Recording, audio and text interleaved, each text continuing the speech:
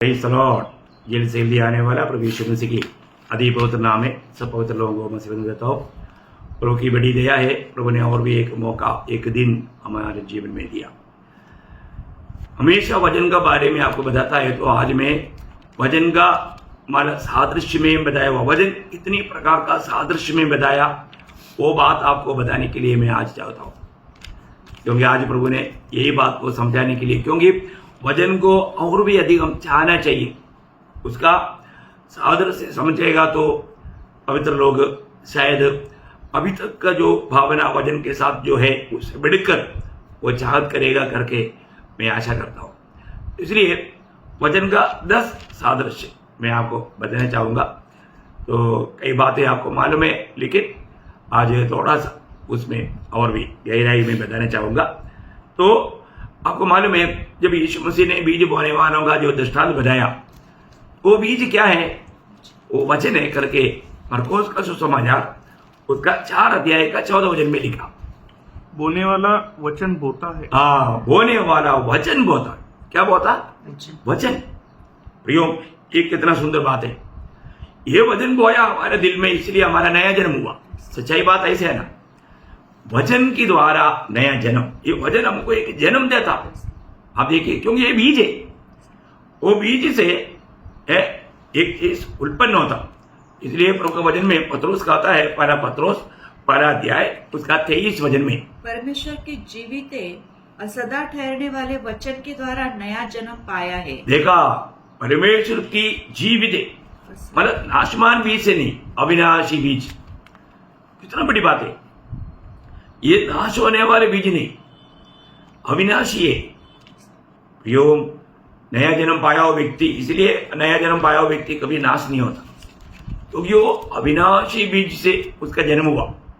वही बात याकूब भी पहला अध्याय का 18 वचन में याकूब भी बोलता है, सत्य के वचन के द्वारा तुझे उत्पन्न किया। मतलब हमारा नया जन्म सत्य वचन के द्वारा है। इसलिए ये वचन क्या है? वचन एक बीज है।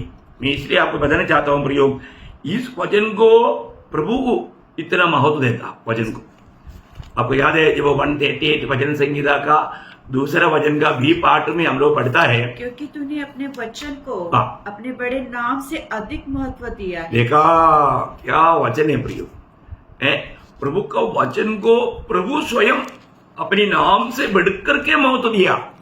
आप देखो, अगर प्रभु ने वचन को इतना महत्व दिया है, तो हर एक विश्वासी के जीवन में प्रभु के वचन को कितना महत्व देना चाहिए प्रियो।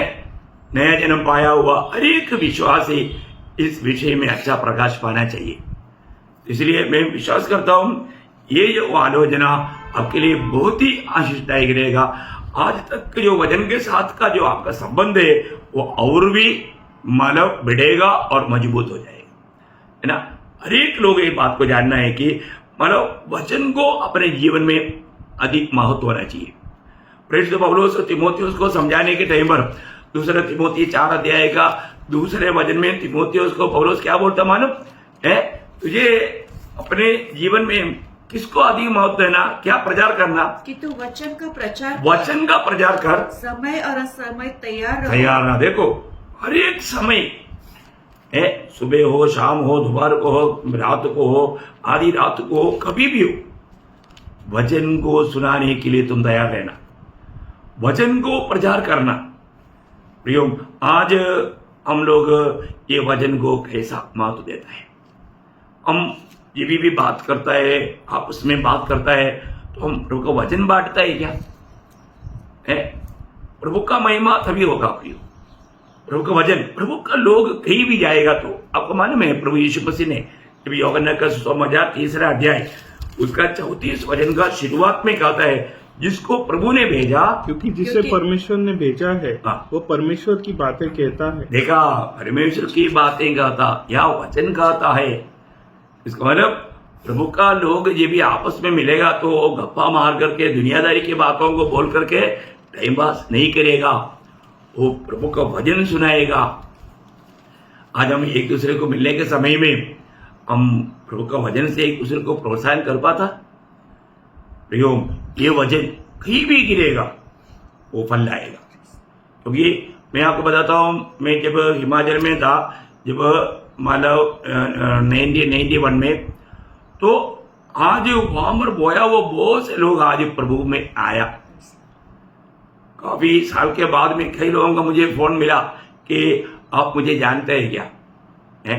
मैं उनको नहीं भूल गया, लेकिन उन्होंने बोला अब आया था, हमारे घर में भजन सुनाया, वो भजन हमारे दिल में था, वो वचन कार्य किया, आज हम प्रभु में हैं, आज हम प्रभु में बहुत बड़ा अच्छा गवाही दे रहा है।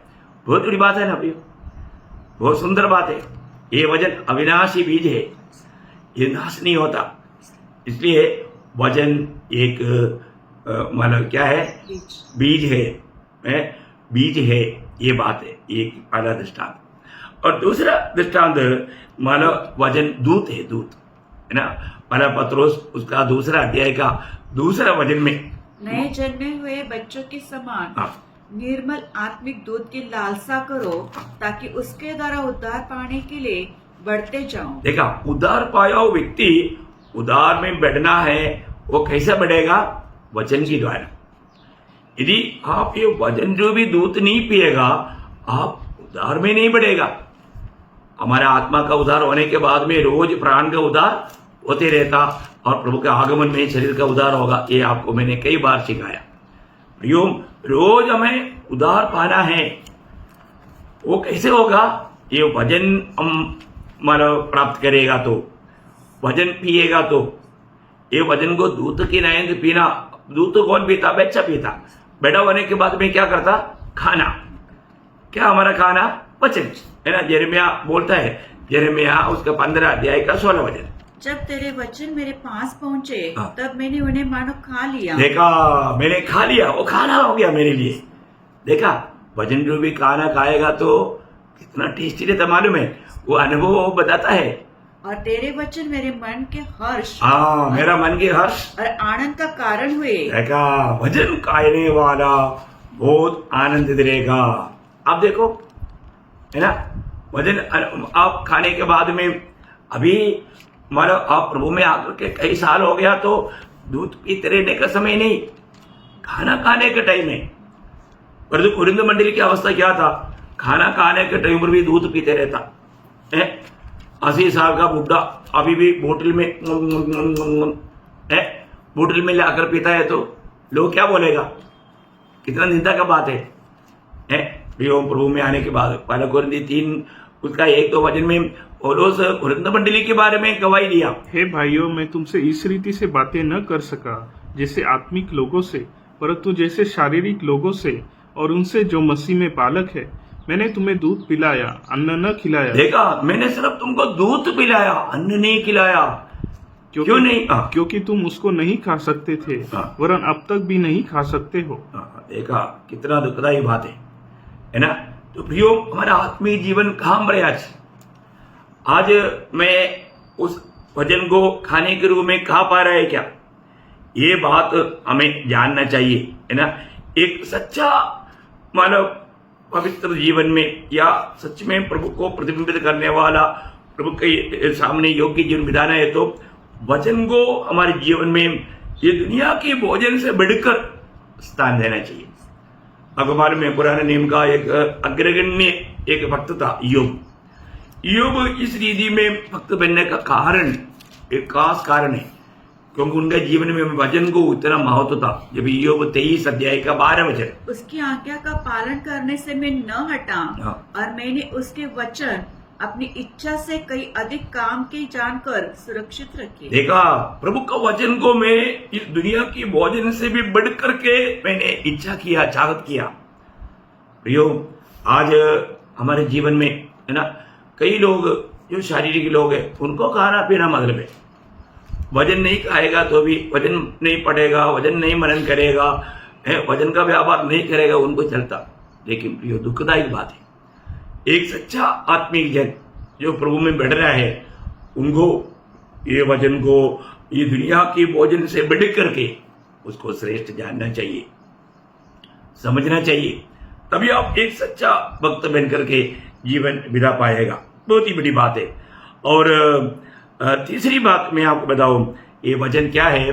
ये वचन हमें धोकर शुद्ध करने वाला, हमें पवित्र करने वाला जल है ना। जब एफिसियों का पत्री 5 अध्याय उसका 26-28 वचन में मंडली को प्रभु कहता है कि उसके वचन के द्वारा हाँ। जल के स्नान से शुद्ध करके पवित्र बनाए और और उसे एक ऐसी तेजस्वी कलीसिया बनाकर हाँ। अपने पास खड़ी करे हाँ। जिसमें न कलंक न झूरी न कोई और ऐसी वस्तु हो हाँ। वरन पवित्र और निर्दोष। देखा प्रियो, प्रभु का मंडली हर प्रकार हर बुराई से शुद्ध होकर के पवित्र होकर के प्रभु को मिलना चाहिए। तो हमें पवित्र करने वाला बात प्रभु का वचन है। इसलिए यीशु मसीह ने चेलों को कहने के टाइम पर यूहन्ना 15:3 में क्या बोला है? तुम तो उस वचन के कारण जो मैंने तुमसे कहा है शुद्ध हो। देखा, ये वचन के कारण तुम शुद्ध हो गया है ना।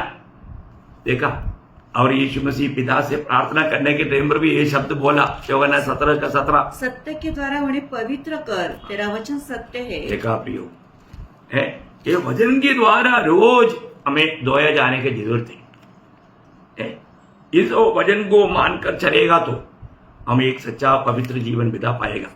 जब 119:9 में एक माला बात कहता है, 119:9 में जवान अपनी चाल को किस उपाय से शुद्ध रखे, हाँ। तेरे वचन के अनुसार हाँ। सावधान रहने से। देखा, वचन के अनुसार सावधान रहेगा तो वो एक सच्चा पवित्र जीवन बिता पाएगा। प्रियो, आज एक समय में हमारे दिल में बहुत पाप और कपड़ता था, आज कैसा है? प्रभु के वचन के द्वारा नया जन्म पाया वो लोग ये वचन को क्या करता, वचन को हृदय में रखता। वही 119:11 में लिखा है, मैंने तेरे वचन को अपने हृदय में रख छोड़ा है हाँ। कि तेरे विरुद्ध पाप न करूं। देखा, प्रभु का विरुद्ध पाप नहीं करना है तो ये वचन कहां पर चाहिए? हमारे हृदय में चाहिए। इसलिए कोलोसियों 3:16 में पौलुस बोलता है, मसीह के वचन को अपने हृदय में अधिकता से बसने दो। प्रियो, आज ये वचन आज हमारे हृदय में बहुताय से बसा हुआ है क्या? अरे को प्रियो, इतना आनंददायक बात है। ओके, 4वां बात प्रभु का वचन, क्योंकि मुझे बहुत बात बताने की इच्छा है लेकिन समय को देख करके हमें चलना पड़ता है। 4वां बात प्रभु का वचन गाता है 119:105 वचन में, ये एक दीपक है। दीपक, तेरा वचन मेरे पाँव के लिए दीपक हाँ। और मार्ग के लिए उजाला है। प्रियो, इस अंधेरा भरा हुआ पाव भरा ये दुनिया में, दुष्ट की अधीन में रहने वाला ये दुनिया में हमको क्या चाहिए? ज्योति चाहिए। प्रियो, ये ज्योति का काम कौन करता? ये वचन। ये वचन हमारे लिए ज्योति बनकर काम करता। कितना अनमोल बात है। आज ये वचन मेरे जीवन में ज्योति बनकर काम करता है कि नहीं? मुझे हर एक समय में ये वचन मुझे दिखाता है कि कैसे कैसे चलना चाहिए, क्या बोलना चाहिए, कहाँ पर बैठना चाहिए, मान जो भी कार्य करना चाहिए, हर एक बात। ये हमारा पाप के लिए दीपक, हमारा मार्ग के लिए उजियाला है। ये अनुभव एक भक्त को वचन के द्वारा चाहिए। कितना अनमोल बात है।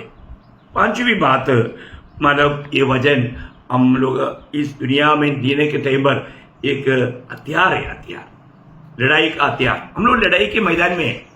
उधार पाए हम सब लोग काम रहे लड़ाई के मैदान में। हम खेल के मैदान में नहीं, लड़ाई के मैदान में। तब लड़ने के लिए हमको हथियार चाहिए। हमारा विरोधी से हमको लड़ना है तो ये लड़ाई में हमको मतलब बीरंगी नहीं चाहिए, मिसाइल नहीं चाहिए, AK-47 नहीं चाहिए। फिर क्या चाहिए? वचन, है ना। एफिसियों 6:17 वचन में पौलुस कहता है, और उद्धार की तलवार जो परमेश्वर का वचन है। आत्मा की तलवार वो क्या है? जो परमेश्वर का वचन है। ध्यान देना प्रियो, ये आत्मा का तलवार है। आत्मा का तलवार ये वचन। देखा, हमारे जीवन में, इस जीवन में हमको हमेशा विरोधी हमें किसी भी परीक्षा में गिरा करके हमारे आत्मीय जीवन को तोड़ना चाहता, बर्बाद करना चाहता, लेकिन वहां पर हमें विजय देने वाला बात ये वचन है। ये वचन अगर हम नहीं जानता है तो धोखा हो जाएगा, है ना। यीशु मसीह के पास जब शैतान आया, शैतान आकर के यीशु मसीह की जो परीक्षा लिया, वो परीक्षाओं में शैतान के ऊपर विजय क्या कैसे प्रभु ने पाया मालूम है? शैतान आकर के क्या बोल रहा मालूम है? जब मत्ती 4:3 वचन, तब परखने वाले ने पास आकर उससे कहा, हाँ। यदि तू परमेश्वर का पुत्र है हाँ। तो कह दे हाँ। कि ये पत्थर रोटियां बन जाए। हाँ, देखा, तुम परमेश्वर का पुत्र है तो कह दे। अभी थोड़ी देर पहले पिता ने गवाही दिया था। आप देखो, है ना, जब उसका तीसरा अध्याय के 17 वचन, और देखो ये आकाशवाणी हुई, हाँ। यह मेरा प्रिय पुत्र है, देखा, ये मेरा प्रिय पुत्र है, जिससे मैं अत्यंत प्रसन्न हूँ। अत्यंत प्रसन्न होने वाला पिता का प्रिय पुत्र है।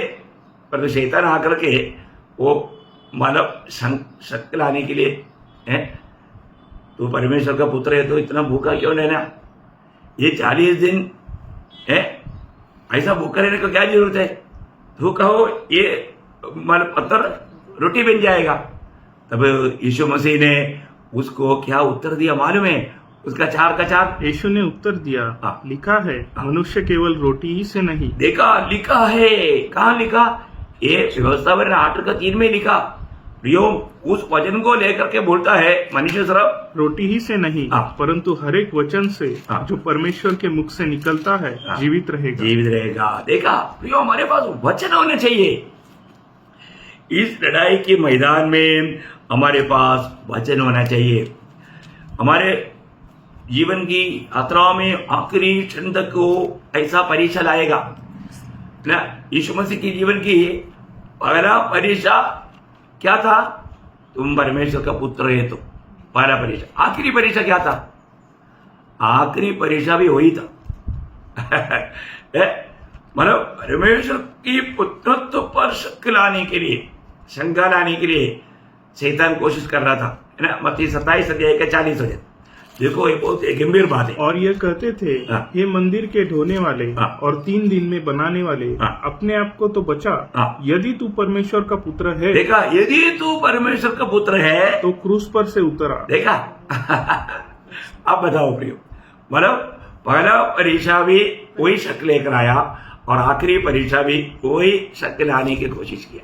देखो, विरोधी हमें कहीं ना कहीं प्रियो ठोकर खिलाने के लिए, है, गिरावट लाने के लिए कोशिश करता है।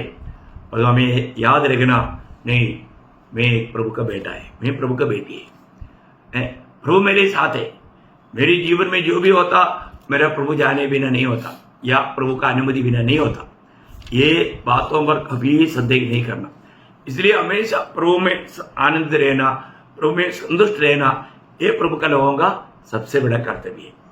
तो 5वीं बात, छठवीं बात, मतलब यिर्मयाह उसका 23 अध्याय का 29 वचन में, उसमें 2 बात है, मतलब 6 और 7 बात। हाँ। यवा की यह भी वाणी है, हाँ। क्या मेरा वचन आग सा नहीं है? हाँ, पहली बात, आग मतलब वचन आग है। आग क्या करता? आग जो भी मतलब जलाने वाला बातों को जला डालता है। मतलब वो बात जो जिस बात से कुछ भी नुकसान होने वाला है, फायदामंद नहीं है, उसको सबको जला डालता। आग जला डालता। और आगे फिर क्या वो ऐसा हथौड़ा नहीं जो वो हथौड़ा है, देखा, और जो टूटता नहीं उसको भी तोड़ने वाला हथौड़ा है। यह हमारे 2 दृष्टांत है, वो एक आग है और एक हथौड़ा है। देखो, इसका मतलब आग एक प्रकार आग शुद्ध करने का भी काम करता है, क्योंकि सारे अशुद्धि को जला डाल देता है ना। हथौड़ा बोलेगा तो जो रूप नहीं है उसको रूप में लाता है ना, विरूप को भी रूप में लाने वाला कार्य हथौड़ा करता। उसका मतलब ये वचन इतना अनमोल काम करता है करके यहाँ पर भी हम देखता है। और 8वीं बात 119 का 103 में हम पढ़ता है, ये मधु से भी मीठा है। देखा, मधु से भी मीठा है। तेरे वचन मुझको कैसे मीठे लगते हैं, हाँ। वे मेरे मुंह में मधु से भी मीठे हैं। देखा, मधु से भी मीठे। इसका मतलब दुनिया में आने वालों में सबसे सुंदर चीज है मधु, है ना। तो ये वचन उससे भी मीठे है बोलेगा तो ये चक्कर जानने वाला ही उसका गवाही दे पाएगा। इसलिए बोलता है कि चक्कर जान प्रियो, ये हल्का बात नहीं, तब हम उसको चाहेगा। आज भी बहुत लोग प्रभु का वचन का मीठा है इसको चक्कर के नहीं जाना, सिर्फ सुना है। प्रियो, आप ये चक्र अनुभव करना, तो आप उसको ज्यादा से ज्यादा प्राप्त करने के लिए आपका प्रयास रहेगा। और 9वीं बात 119 का 127 वचन हम देखते हैं कि इस कारण मैं तेरी आज्ञाओं को हाँ। सोने से वरन कुंदन से भी अधिक प्रिय मानता हूं। देखा, प्रिय मानता हूं, मतलब मैं उसको मूल्यवान समझता हूं, मैं उसको मतलब उससे भी बढ़ करके मैं उसको मूल्यवान करके जानता हूं। किसको? वचन को। दुनिया में मिलने वाला मूल्यवान चीज आज सोना है, सोना का दाम रोज रोज बढ़ते ही जा रहा है ना, परंतु एक भक्त के लिए उसे भी बढ़ करके चाहने वाला बात है प्रभु का वचन। परंतु क्या करें, बहुत बड़ा दुख की बात है, बहुत लोग ये वचन का दाम या मूल्य ना जानने के कारण सोने के पीछे भाग रहे हैं। दुनिया के उस मतलब मूल्यवान वस्तु के पीछे वो भाग करके धोखा खा रहा है, इसलिए वो दुखी और निराश रहता। परंतु प्रियो, वचन की जैसा इतना श्रेष्ठ हमें मूल्यवान बात और कुछ भी नहीं। ये वचन अगर आपके पास है तो आप बहुत बड़ा धनवान है। आप वचन में धनवान बनना ये प्रभु की इच्छा है। ये धन आज आपके पास है कि नहीं, परखना। और आखिरी 10वीं बात, याकूब पहला अध्याय उसका 23 वचन में याकूब वचन के बारे में कहने वाला शब्द बहुत ही सुंदर है। क्योंकि जो कोई वचन का सुनने वाला हो पर उस पर चलने वाला न हो तो वह उस मनुष्य के समान है जो अपने स्वाभाविक मुख दर्पण में देखता है। देखो, ये वचन दर्पण है करके बोलता। क्या है? दर्पण। मतलब हमारा रूप कैसा है, हमारे में कुछ कमी गति है क्या? आपको मालूम है, हम कहीं भी जाने के पहले क्या करता, एक बार आईना देखता है। आईना में क्यों देखता? मैंने बराबर मेरा बाल वाला ठीक किया है कि नहीं, चेहरे वाला ठीक है कि नहीं, है ना, शेविंग अच्छा किया है कि नहीं, सारे बात परखता है। मेरा ड्रेसिंग ठीक है कि नहीं। कई बार आईना में देखने के टाइम बाल बढ़ता है, बटन सही रीति में नहीं डाला मतलब एक ऊपर एक नीचे, मतलब आगे पीछे हो गया। नहीं तो ऐसा कई गलतियां आईने में देखने के टाइम पर बहुत सी गलतियां हमें मिल जाता। प्रियो, हमारे जीवन में आज प्रभु का दृष्टि में मैं कैसा है, वो बात हमें दिखाने वाला बात ये वचन की भी आईना है। ये आईना में देखने के टाइम पर हमारा कमी गट्टी उनको सारे बात वो हमें बताता है। यदि मैं अपना दिल में कोई नफरत अड़वाट रहेगा, बाहर किसी को दिखाई नहीं देगा, पर ये वचन हमको बताएगा। ऐसा भक्ति प्रभु कभी भी स्वीकारता नहीं। प्रभु उनको कपट भक्त करके बताएगा। हम प्रभु की उपस्थिति में कैसा जीवन बिताना चाहिए, कैसा एक निष्कलंक निष्कपट जीवन बिताना चाहिए। और अभी भी हमारा दिल में कोई अनर्थ बात सोचते हैं, कुछ बुरी बात हमारा दिल में है, जो भक्ति को प्रभु भक्त उसको भक्त नहीं समझता, प्रभु उसको नहीं स्वीकारता। इसका मतलब हमारा सच्चा हमारा अवस्था, हमारे भीतरी मनुष्यत्व का क्लियर अवस्था ये वचन जो भी आईना हमें बताता है। तो हमें कैसा होना चाहिए प्रभु का उपस्थिति में। एक प्रकार हम प्रभु का वचन के सामने खड़ा होने के टाइम पर एक बार हम अपने आप को देखने से बढ़कर प्रभु हमको देख रहा है, ये बात आपको मालूम पड़ेगा। हम वचन नहीं पढ़ रहे हैं, वचन हमको पढ़ रहा है, ये महान अनुभव आपको मिलेगा। इसलिए एक लोग जब भी प्रभु का वचन जो भी आईना के सामने आता है तो उसको अपने जीवन को करेक्ट करने के लिए उत्साह चाहिए ना। वो वचन आपको बताता है, अभी भी तूने उसको क्षमा नहीं दिया, अभी भी तेरे दिल में उनके प्रति नफरत है, कड़वाहट है, तुम भय करता है, तुम ईर्ष्या रखता है, ऐसा कुछ भी बात वचन बताता है तो प्रियो तुरंत हमें उसको करेक्ट करना। प्रभु नहीं, मैं दिल से क्षमा करता हूं। तुरंत हमें अपने आप को नम्र करना, हमें सही करना। हम प्रभु की दृष्टि में कैसे होना चाहिए वो बात हमको बताने वाला एक ही है ना, वो वचन है प्रियो। वास्तव में ये कितना अच्छी बात है। वो आईना हमको शुद्ध नहीं करेगा, हमें करना है उसके अनुसार, हमें वो कृत्य को करना है। हमें आज कहाँ करेक्ट करना है करके ये वचन हमको बताता है। मैं आपको बताना चाहता हूँ, अपने जीवन में पार करना चाहिए। मेरे जीवन में आज मैं जब वचन सुनता है, वचन जो भी आईना मेरे सामने आ जाता है तो मैं अपने आप को करेक्ट करने के लिए तैयार है क्या? मैं बहुत से बार बहुत लोगों को बताता हूँ, आप जब प्रभु की उपस्थिति में है तो आप अपने आप को करेक्ट करने के निर्णय में है क्या? क्योंकि प्रभु कई बातें वचन के द्वारा जब बताता है तब अपना हमारा अवस्था जान करके प्रभु हमसे बात करता है। उस समय में हमारा कम्युनिटी जब प्रभु का वचन के द्वारा प्रभु हमें प्रकट करता है तो तुरंत हमें उसको जो भी दूर करने वाला बात दूर करना, निकालने वाला बात निकालना, मारने वाला बात मारना, ये सब हमारे कर्तव्य है प्रियो। और ऐसा नहीं करता तो वो व्यक्ति अपने आप को धोखा दे रहा है, वो वास्तव में प्रभु की दृष्टि में वो गुनाहगार है। इसलिए इतना महान बात है, प्रभु ने कितना अच्छा सुंदर आईना हमको दिया और हमें प्रभु को उसमें खड़ा होने के लिए हमें लायक के बनाता है आईना।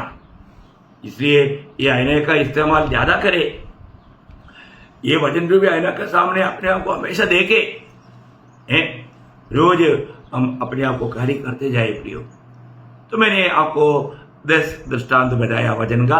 10 दृष्टांत आपको याद रहेंगे हैं, जो भी आप चाहता है वास्तव में आप मसीह के रूप बन जाने का, तो ये दृष्टांत आपको याद रखना चाहिए। पहले मैंने बोला कि ये वचन क्या है, बीज है। वचन जीवित बीज है, कभी भी नाश नहीं होता, अविनाशी बीज है ना। फिर दूसरा मैंने क्या बोला, ये दूत है या ये भोजन है, इसको हमें रोज खाना पीना है ना। तीसरा मैंने आपको क्या बोला, ये हमें शुद्ध करने वाला, मानव पवित्र करने वाला जल है। ये वचन जो भी जल स्नान हमें रोज लेना है, हमें अपने आप को शुद्ध रखना है। और 4वां बात मैंने आपको बोला कि ये वचन हमारा पाप के लिए दीपक, मार्ग के लिए उजाला है। बोलेगा तो एक दीपक है, वो हमें ज्योति देता। अंधकार भरा हुआ, पाप भरा हुआ दुनिया में वो ज्योति का काम करता, हमको मार्गदर्शन देता। कितने बड़ी बात है। और 5वां मैंने आपको बताया कि ये आत्मा का तलवार है, आत्मा का तलवार। हम लड़ाई के मैदान में हैं, हमारे विरोधी हम आत्मिक सेनाओं से लड़ाई करता है, इसलिए वो दुष्टात्मा सेना से लड़ने का एक ही हथियार प्रभु ने हमें दिया, वो आत्मा का हथियार वचन जो भी तलवार है। ये वचन की तलवार हमारे हाथ में होना ये बहुत बड़ी बात है। यही वचन से हमारा प्रभु यीशु मसीह मतलब विरोधी के ऊपर विजय पाया, ये बात को हमने देखा। और मतलब 6वीं बात हमने देखा कि ये वचन आग है, ये वचन आग है। और हमारा 7वीं बात हमने देखा, ये वचन हथौड़ा है। प्रियो, हमें सही प्रकार मसीह के रूप में बदलने के लिए इस वचन में सामर्थ्य है। और 8वीं बात हमने देखा, ये मधु से भी बढ़कर, दुनिया में सबसे सुंदर और मीठा चीज मधु है, परंतु ये मधु से भी बढ़कर है, तो इसका मतलब हमें उससे भी बढ़कर इतना चाहना चाहिए। और 9वीं बात हमने देखा, ये सोने से भी बढ़कर है। बोलेगा तो धन के रूप में लोग सोना चाहता है, परंतु प्रियो इस वजन से बढ़कर एक धन दुनिया में है नहीं। ये धन हमारे पास होना चाहिए, तब स्वर्ग गवाही देगा ये सचमुच में धनवान है। तो प्रभु का दृष्टि में आपके पास कितना किंडल सोना रहेगा तो भी आप धनवान नहीं। सॉरी, तो इसके लिए हमें ये जानना कि मेरे पास स्वर्ग दृष्टि में मैं धनवान है कि नहीं, ये वजन जो भी धन मेरे पास है कि नहीं। और आखिरी में 10वीं बात मैंने बोला, ये वजन आईना है। प्रियो, रोज ये आईने पर देखते बिना हम कहीं भी बाहर नहीं जाना, ये आईना के अनुसार जीवन बिताना। वो आईना हमें जो भी दिखाता है वो कम्युनिटियों को दूर करते हुए प्रभु का दृष्टि में खड़ा होने का लायक बनने के लिए रोज हमें आईना देखना जरूरी बात है। आईना हमारा ओरिजिनल रूप बनाएगा और उसके अनुसार का सही तैयारी करना हमारे सबका एक बहुत बड़ा कर्तव्य है। तो इसलिए मिला हुआ समय को नष्ट ना करें। वचन का ये 10 सादृश्य आपके लिए बहुत लाभदायक बात रहे, उसके लिए प्रार्थना के साथ मैं आपको ये संदेश हैंड ओवर करता हूँ। जरूर मैं आशा करता हूँ ये आपके लिए बहुत आशीषदायक रहा। तो जरूर जिसको आशीषदायक रहा मुझे कॉल करके बताना कि आज का भी स्टडी हमारे लिए बहुत आशीषदायक था। तो प्रभु आपको बहुत आशीष दे, प्रभु को महिमा मिले। आमीन।